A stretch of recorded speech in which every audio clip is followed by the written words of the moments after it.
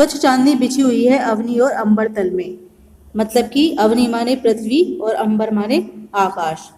पृथ्वी और आकाश में स्वच्छ चांदनी बिछी हुई है।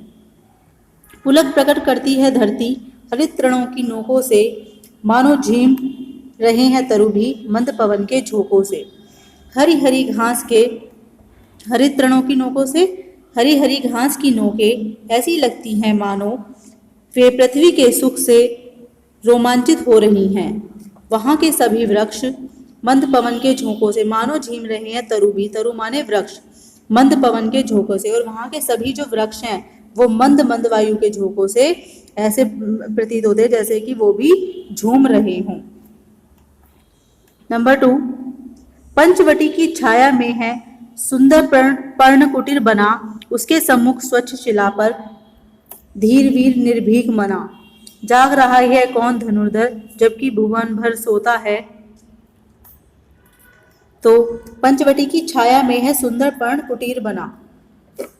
इसका क्या है कि इसमें कहते हैं ये बैथिशरण गुप्त जी कहते हैं कि पंचवटी की घनी छाया में एक सुंदर पत्तों की कुटिया बनी हुई है और उस कुटिया के सामने एक स्वच्छ विशाल पत्थर पड़ा हुआ है और उस पत्थर के ऊपर धैर्यशाली निर्भय मन वाला वीर पुरुष बैठा हुआ है और सारा संसार सो रहा है, परंतु यह धनुषधारी इस समय भी जाग रहा है। यह वीर ऐसा दिखाई पड़ता है भोगी कुसुमायुध योगी सा बना दृष्टिगत होता है। और यह वीर ऐसा दिखाई पड़ता है जैसे भोग करने वाला कामदेव यहाँ योगी बनकर आ बैठा हो। आगे चलते हैं। किस व्रत में है व्रती वीर यह निद्रा का यो त्याग किए, राजभोग के योग्य विपिन में बैठा आज विराग लिए। बना हुआ है प्रहरी जिसका उस कुटीर में क्या धन है, जिसकी रक्षा में रत इसका तन है मन है और जीवन है। तो इसको समझते हैं पहले। किस व्रत में है व्रती वीर यह, इस वीर पुरुष ने यह कौन सा व्रत धारण किया है जिसके कारण इस प्रकार नींद का त्याग कर दिया है। राज्य भोग के योग्य विपिन में बैठा आज विराग लिए। मतलब कि राज्य भोग के योग्य विपिन में, यह तो राज्य के सुखों को भोगने के योग्य है, परंतु किस कारण से यह वन में वैराग्य ग्रहण किए हुए बैठा है। बना हुआ है प्रहरी जिसका उस कुटीर में क्या धन है, जिसकी रक्षा में रत इसका तन है मन है जीवन है। पता नहीं इस कुटिया में ऐसा कौन सा अमूल्य धन रखा हुआ है जिसकी रक्षा में यह तन मन और जीवन लगाते हुए लक्ष्मण प्रहरी बना हुआ है। तो आगे चलते हैं। नंबर 4, मृत्यु लोक मालिन्य मेटने स्वामी संग जो आई है, तीन लोक की लक्ष्मी ने यह कुटी आज अपनाई है। वीरवंश की लाज यही है, फिर क्यों वीर न हो प्रहरी। विजन देश है निशा शेष है, निशाचरी माया ठहरी। मृत्यु लोक मालिन्य मेटने, वास्तव में वो कह रहा है कि वास्तव में इस कुटी के अंदर ऐसा अनुपम धन है जिसकी रक्षा एक वीर पुरुष ही कर सकता है। तीनों लोगों को साक्षात लक्ष्मी सीता जी इस कुटी के अंदर विद्यमान हैं। वे अपने पति राम के साथ इस कुटी में रह रही हैं। वीर वंश की लाज यही है, फिर क्यों वीर न हो प्रहरी। विजन देश है निशा शेष है, निशाचरी माया ठहरी। अर्थात मनुष्य लोक की बुराइयों को दूर करने के लिए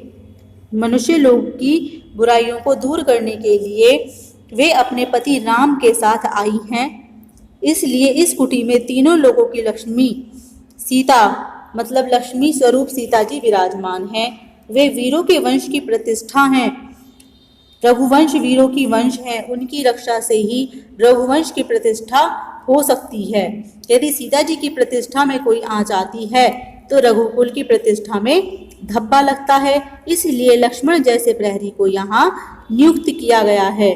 वीर इस लक्ष्मण इस कुटी में उपस्थित सीता जी की रक्षा में अपना तन मन और जीवन समर्पित किए हुए हैं। अर्थात जिस प्रकार लक्ष्मण जी सीता जी की रक्षा में अपना तन मन और जीवन समर्पित कर दिया था, उसी प्रकार यह भी इस सीता लक्ष्मी जी अर्थात सीता के समान जो लक्ष्मी जी हैं उनकी रक्षा में अपना तन मन धन समर्पित किए हुए हैं। यह वन निर्जन है, यह वन निर्जन है, रात्रि काफी शेष है। निशा शेष है मतलब निशा माने रात्रि, रात्रि शेष है। यहाँ पर राक्षस लोग चारों ओर निशाचरी, निशाचरी माने राक्षस, यहाँ पर चारों ओर राक्षस घूम रहे हैं। वे किसी माया के जाल में फंसाकर विपत्ति खड़ी कर सकते हैं। इसलिए रात्रि के समय निर्जन प्रदेश में राक्षसों की माया से बचने के लिए लक्ष्मण जैसे वीर ही उपयुक्त पहरेदार हैं। मतलब कि इस निशाचरी जो माया उनके चंगुल में फंसा देते हैं लोग, उससे बचाने के लिए लक्ष्मण जैसे वीर ही उपयुक्त पहरेदार हैं। चलिए आगे चलते हैं 5 पर। क्या ही स्वच्छ चांदनी है यह, है क्या ही निस्तब्ध निशा, है स्वच्छंद सुमंद गंध, वह निरानंद है कौन दिशा। बंद नहीं अब भी चलते हैं नियति नटी के कार्यकलाप, पर इतने एकांत भाव से कितने शांत और चुपचाप। वो कह रहा है कि क्या ही स्वच्छ चांदनी, क्या ही स्वच्छ, गुप्त जी कहते हैं कि पंचवटी में जो दूर दूर तक चांदनी फैली हुई है वह बहुत ही साफ दिखाई दे रही है और रात सन्नाटे से भरी हुई है।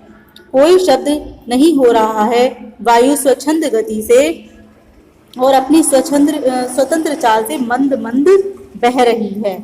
इस समय उत्तर पश्चिम आदि सभी दिशाओं में आनंद ही आनंद व्याप्त है। बंद नहीं अब भी चलते हैं नियति नटी के कार्यकलाप, पर कितने एकांत भाव से कितने शांत और चुपचाप। निरानंद है कौन दिशा, ये कह रहा है कि निरानंद इस समय उत्तर पश्चिम आदि सभी दिशाओं में आनंद ही आनंद व्याप्त है। कोई भी दिशा आनंद शून्य नहीं है, कोई भी दिशा आनंद शून्य नहीं है। ऐसे समय में भी नियति नामक शक्ति विशेष के समस्त कार्य संपन्न हो रहे हैं, कोई रुकावट नहीं है। नियति नटी अपने क्रियाकलापों को, जो नियति नटी है मतलब कि जो भाग्य है, वो अपने सभी कार्यकलापों को बहुत ही शांति से संपन्न कर रही है। वह एकांत भाव से अर्थात अकेले अकेले चुपचाप अपने कर्तव्यों का निर्वाह किए जा रही है। तो यह इसमें जो ये नियति के क्रियाकलाप निरंतर चलते रहते हैं और इसमें दिन रात का कोई भी व्यवधान नहीं आता। इस प्रकार यह पंचवटी आपको ये समझाई गई है। अगर आपको समझ आई हो, अगर नहीं समझ आई है तो आप मुझे मैसेज कर सकते हैं। Thank you.